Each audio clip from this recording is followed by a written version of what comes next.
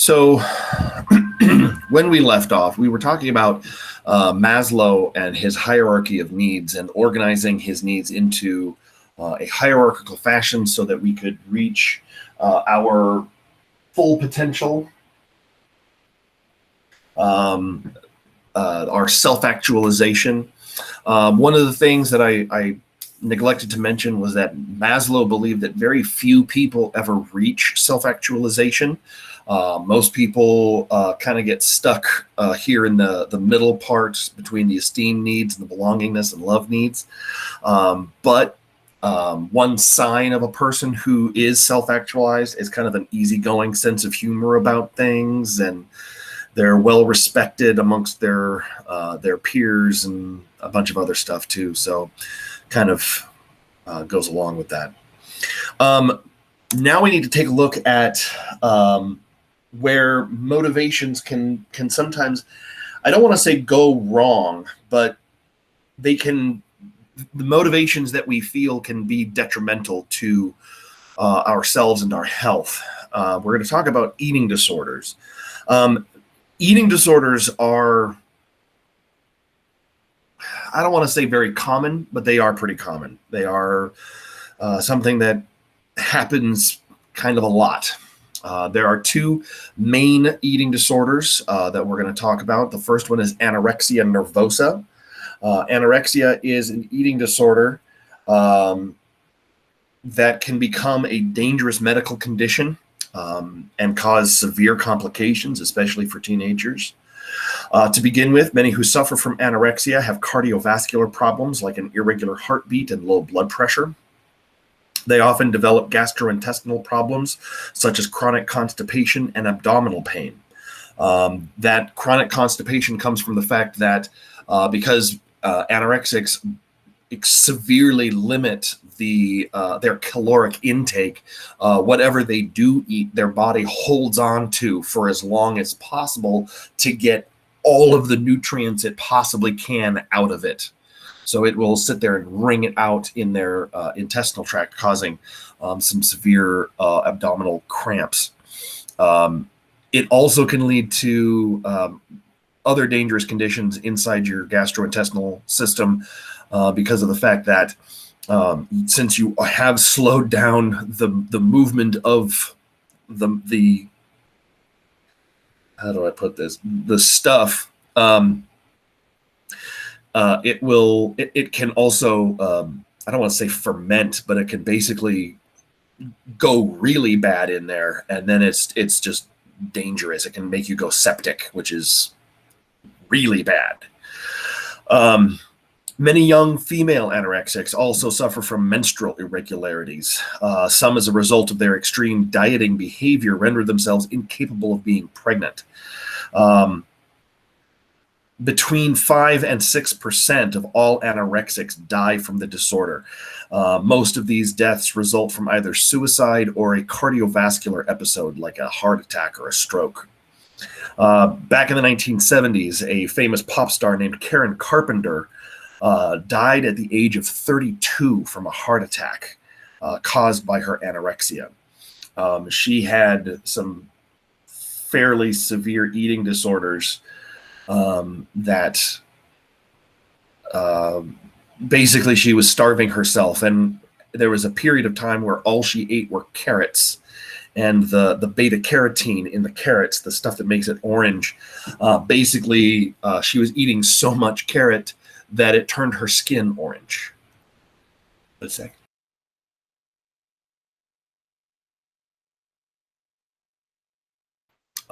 So yeah. Why is everybody fascinated with word diet? I'm confused. But yeah, anorexia is a very, very, very serious eating disorders. Some psychologists believe that that some young women who suffer from anorexia unconsciously want to avoid becoming an adult woman. They feel more safe and secure as a little girl. And so restricting their diets so severely allows them to avoid full maturity. there's a lot of different things that can contribute to eating disorders, and we'll talk about causes in just a second. But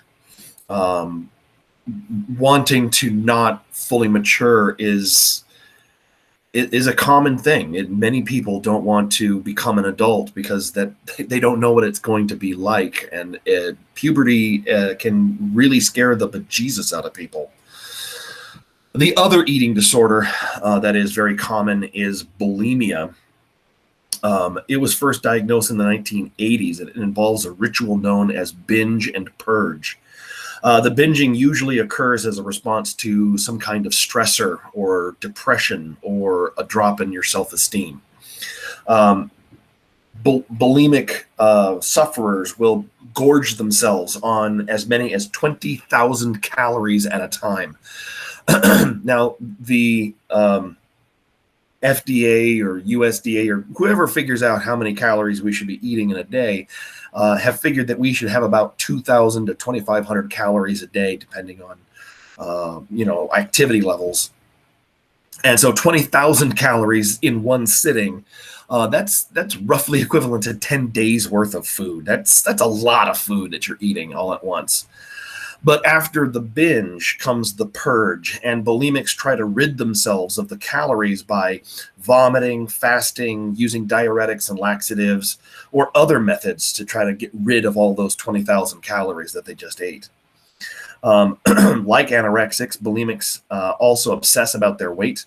However, unlike anorexics, people with bulimia tend to maintain a normal weight and rarely look very different from ordinary people. Bulimia often begins in late adolescence. Sufferers may alternate between bulimic behavior and strict dieting. Bulimia can cause serious medical complications. For example, constant vomiting resulting from bulimia erodes tooth enamel and can cause cavities. Repeated vomiting also affects the salivary glands and can cause the stomach to ulcerate or to rupture, which can cause death. Bulimia also tends to disrupt the body's electrolyte balance. In addition, constant purging can cause an irregular heartbeat and even cardiac arrest. Eating disorders are very, very serious, and I don't have the knowledge enough to be able to say why somebody starts having a bad relationship with food. However, there are a couple of fairly well-known causes of eating disorders. For example, our society often places unrealistic pressures on young people to be, picture perfect, whether they be, thin, wafy models for young girls or young boys that have 2% body fat and are completely ripped. Okay. That's not a realistic expectation for anybody. And seeing those images portrayed in the media over and over again can make you feel that you are not good enough. These pressures can contribute to the development of anorexia and bulimia. According to one study, 50 to 75% of adolescent females are unhappy with their weight and their body image. Consequently, dieting among teenage girls has become a normative pattern. This is, for a very long time, was seen as this is only a problem for young girls. But it is becoming more and more common to see eating disorders in young men as well, or young boys. I knew a guy, and this is something that's, I'm not trying to make any judgments, but wrestlers tend to be people who develop extreme eating disorders during their season. I remember a kid when I was in high school. He was a friend of mine for a while, and he, went off to do wrestling, and I just kind of lost contact with him. But I remember one day after school, I had stayed after, and he was running up and down the halls of the school wearing like a garbage bag, like sealed up garbage bag. and he was just running up and down the halls. And I remember looking at him going, what the hell are you doing? And he's like, I got to make weight. And he was just trying to sweat out enough water weight so that he could, make his weight class for wrestling, which is really unhealthy. That you're dehydrating yourself, and that can lead to bad things happening. We are seeing it more and more happen because everybody is being bombarded with these images of, ultra thin or ultra lean people. As those societal pressures to be thin increase, so do cases of anorexia and bulimia. The body mass index, which measures body fat based on height and weight, which, don't get me started on BMI. I friggin' hate the BMI, because according to the BMI, I should be 185 pounds, which I would look sick if I were 185 pounds. So no, I'm not going to do that. Should I lose some weight? Yeah, I should lose some weight. Am I going to? Yeah, I'll try, but I'm not going to try all that hard because I don't care. I just don't care. Anyway, the average BMI of contestants of the Miss America pageant has steadily declined since the 1950s. In addition, more and more winners since 1950 fit medical definitions of thin and undernourished. Statistically, there are no real gender differences in obesity. 27% of women are considered obese, and 24% of men. However, most weight-based gender differences don't develop until midlife. Eating disorders occur much less commonly among the African American and Hispanic community, lending credence to the theory that such disorders develop due to specific cultural pressures or societal pressures. Eating disorders are very, very serious. If you are sitting here thinking to yourself, oh my God, that's totally me, I highly recommend that you seek therapy for it. Therapy is not a bad thing. It is, in fact, a wonderful and amazing thing, and can really help people to feel better, not only about themselves, but about what they're doing with their own body. Another issue or another cause of these eating disorders can be issues with control. People feel like they need to have control over their lives, and when they lack that control, they try to find something that they can control, and this is one of those things. So that's another thing that might be a cause of these eating disorders. Anyway, moving along. Biologically speaking, you're here for exactly one purpose, and that is to have offspring. You are basically programmed to want to do the process through which you make a baby. Okay? So sexual motivation is another very large part of our motivation as human beings. There's a lot of different studies that have been done of human sexuality. We'll talk about one of them in particular. But this is honestly one of the smallest areas with which psychology has studied. And it's one of the biggest parts of all of humanity, because if it weren't for it, you wouldn't be here right now, and neither would I. Don't think about that for too long, because that's gross. But sexual motivation is one of those things that is very, very important to the human race itself, and to a lot of people as well. Now, according to some psychologists, animals can revive a dwindling sexual interest by obtaining a new partner. This has been given the name the Coolidge effect. This is named after former U.S. President Calvin Coolidge. He was president in the middle 1920s. The dude was weird. Okay. He liked to do very strange things because he was just a little weirdo. Not like a pervy person, but just like what the hell's wrong with this guy? For example, he would not allow for the housekeepers of the White House to be in the same room with him.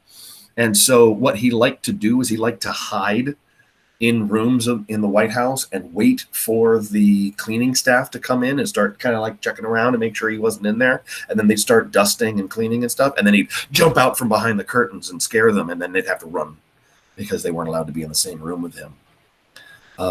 He didn't talk very much. He was very stoic. When he did speak, nobody knew what he was talking about. So they just kind of like ignored him, but they couldn't because he was the president. So it was just kind of like these cryptic things that he would say. He liked getting his picture taken with wearing full Indian headdress. So if you've seen those Native American things that are, like eagle feathers and, all the way down, he liked having his picture taken with those. And he wasn't like smiling and like, yeah, this is cool. It was just, looking very serious, off into the distance, wearing a full Indian headdress. He just thought that was the funniest thing. The dude was weird. Anyway, this story could be anachronistic, meaning it didn't actually happen, but it certainly sounds like him, so let's just move on with it. The story goes that Mr. and Mrs. Coolidge went to a farm to take a little tour. While on the tour, the farmer pointed out to Mrs. Coolidge that a certain rooster on the farm had sex no less than 20 times per day. "Tell that to Mr. Coolidge," she replied to the farmer. When informed of the rooster's feats, Mr. Coolidge then asked the farmer, did he have sex with the same bird every single time? And the farmer said, well, of course not. He has multiple hens that he has sex with. "Tell that to Mrs. Coolidge," Mr. Coolidge said. So according to evolutionary psychologists, this idea of the Coolidge effect makes sense. The idea that males want to maximize their reproductive success by having as many female partners as is humanly possible. Now, does the Coolidge effect apply to human beings? Well, evolutionary psychologists did a study of college students, and they asked them, ideally, how many sexual partners would you like to have? And according to this study, the ideal number for college-age men was 18 female partners. For females, the ideal was 4 or 5. Okay, so there's a big difference between the two. And evolutionary psychologists went, well, there you go. There's the Coolidge effect right there. They want to maximize their reproductive success. Okay, people differ significantly when they are selecting a mate. People usually base their mate selection on experiences that they've had or things that they've learned over the course of their lives. Next week, we're going to take a look at that specifically because we're going to do something that we normally would have done around Valentine's Day because it kind of has to do with Valentine's Day. But because of the way the schedule was this year, Valentine's Day was on the 4-day weekend. So we just didn't have the time to squeeze it in. But we'll do that next week. I've got to figure out how I got to make that work for y'all so it's, a little bit easy so it can fit on a Wednesday. Anyway, you'll see what I'm talking about when I say your experience will help you to figure things out for yourself. Anyway, a potential partner's personality, level of competence, and values can also influence a person's interest in them, their attraction to them. A number of psychological studies suggest that men and women want very different things in a mate. Remember, we talked about this on Monday, that men are looking for youth and health, and women are looking for maturity and wealth. Men also appear to be motivated by a desire for physical gratification, while women seem to be motivated by a desire to express love and emotional commitment. The desire for a potential partner is not the only external stimuli that can awaken sexual interest. Erotic materials can also create sexual motivations. Pornography is not a new phenomenon. As a matter of fact, it goes back to the times of the ancient Greeks. The word pornography actually is ancient Greek two words, pornos and graphos, which literally translated means dirty words. They actually would carve into the sides of their pots stories and decorations that were basically porn for the ancient Greeks. Men and women differ very distinctly with regard to exposure to pornography. Women are much more likely to dislike pornographic material. This may be due, in fact, to the fact that in most graphic videos and things, women are objectified and degraded, and so that's not a happy thing that most people like. How much impact does pornography actually have on sexual desire? Well, psychologists have found that sexual desire will remain elevated for hours after exposure to pornographic material. Some psychological studies have suggested that there is a link between pornography and sex crimes committed. Other studies have found that there is no such connection. Some have actually yielded that if there is a link between the two, that the result is because of cultural influences. For example, in the country of India, pornography is illegal. Okay, and in India, they have a very broad definition of what is pornographic. For example, in Indian movies and TV shows, you will never see two people kiss. And I'm not talking like, whoa, I'm talking just like peck on the cheek. You will not see that. That is considered pornographic and it is illegal. Okay. On the other hand, in Japan, pornography is easy to come by and is available freely almost everywhere. Matter of fact, you can buy it in vending machines on the street. Okay, you have a wide access to it. Now, if there is a link between using of pornography and sex crimes, you would expect to see India's level of sex crimes to be incredibly low and Japan's to be incredibly high. What we actually see is the exact opposite. India has a huge problem with rape and sexual assault, whereas Japan barely has any. Now, it could be that they are simply underreporting. I don't know. But India has a huge sexual crime problem that is going through. So it could be that it is a cultural difference in how they are doing that, or it could prove that there is no connection between the two things. I don't know. Again, this is something that psychologists and sociologists are studying right now. So let's see. We've already talked a little bit about sexual orientation and how difficult it can be to study this. We talked about that back during our developmental time. Back in like November, we talked about sexual orientation.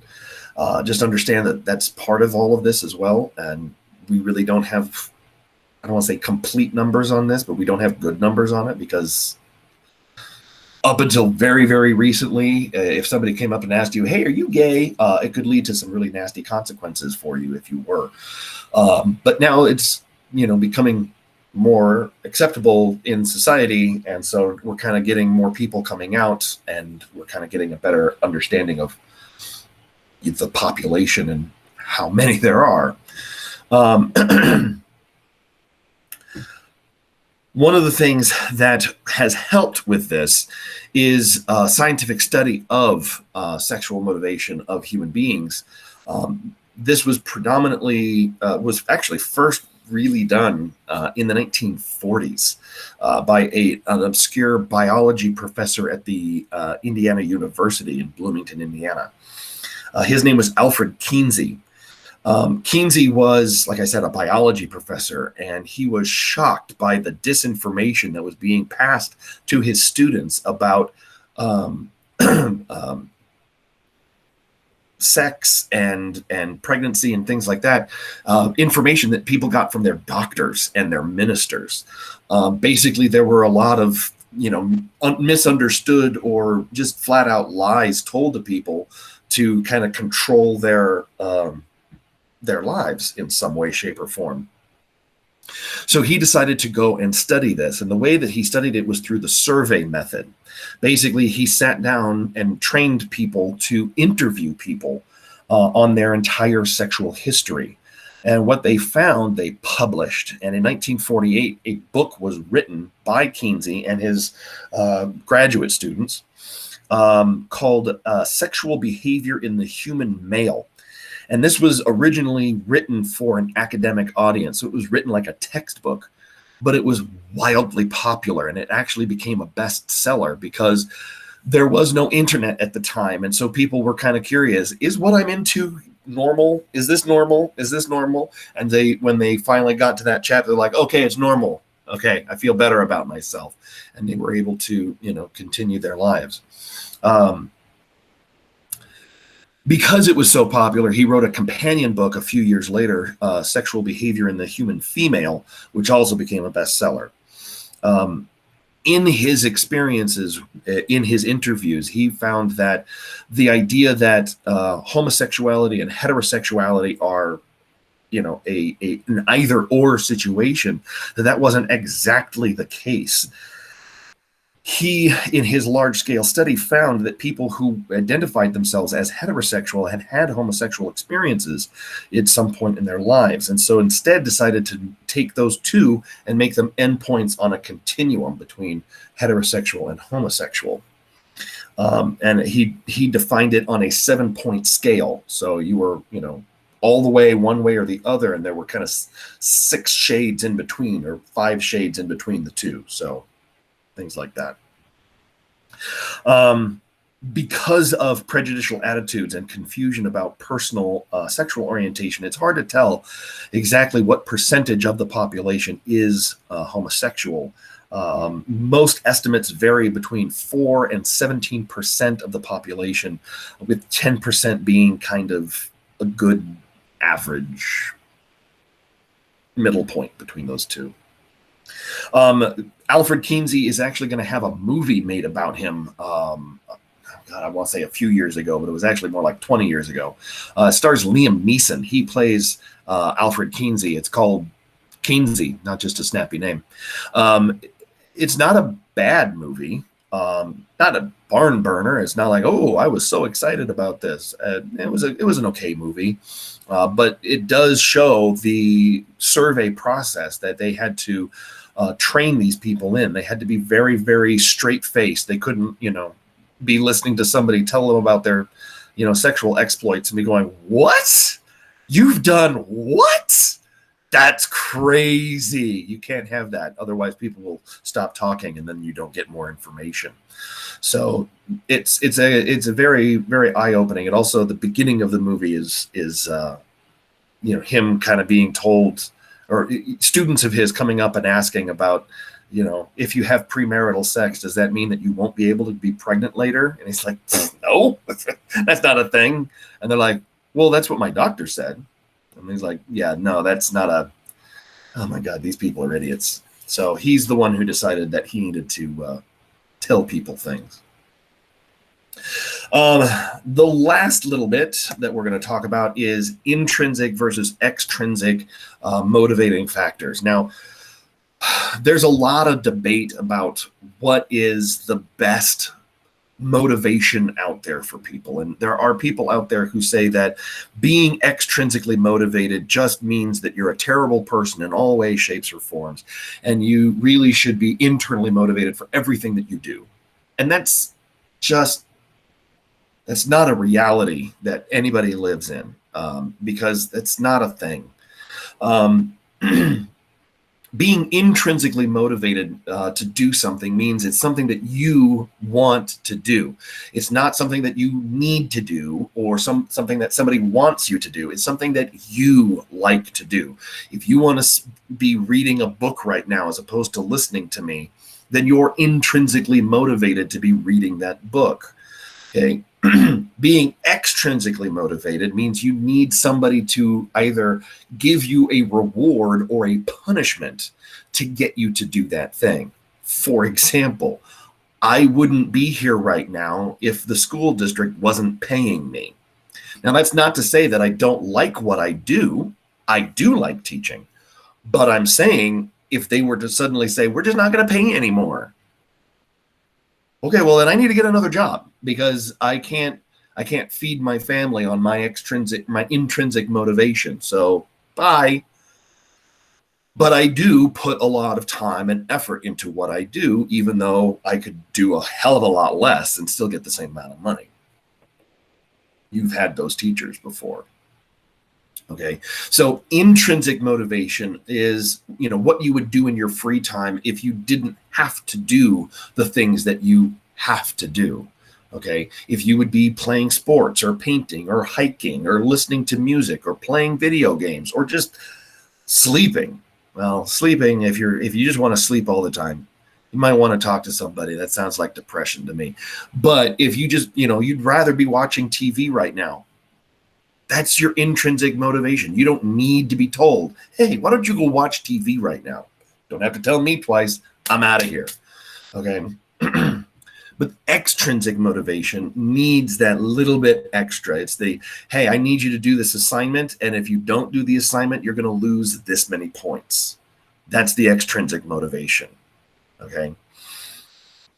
Again, there are people who suggest that everybody should be intrinsically motivated to learn. And maybe some things, but I can't say that everything you should be intrinsically motivated for, because unless you're intrinsically motivated naturally to study things like geometry, why would you ever study geometry? Who the hell cares, right? So that's the intrinsic motivation. This class, for some of you, might be an intrinsic motivation. You're actually genuinely interested in what we're talking about here in class versus I am going to force you to do all of these things because you have to. This is an elective. You either chose to be here or someone chose to be here for you. Either way, you're here now. Okay? So that's the kind of difference between it's your civics and econ class versus your psychology class. This might seem easier, but that's just because you're actually intrinsically motivated. So I don't have to try to find ways of motivating you to try your hardest. Intrinsic, extrinsic, motivating factors. All right. That having been said, I need to get started on my work so that I can have my extrinsic reward.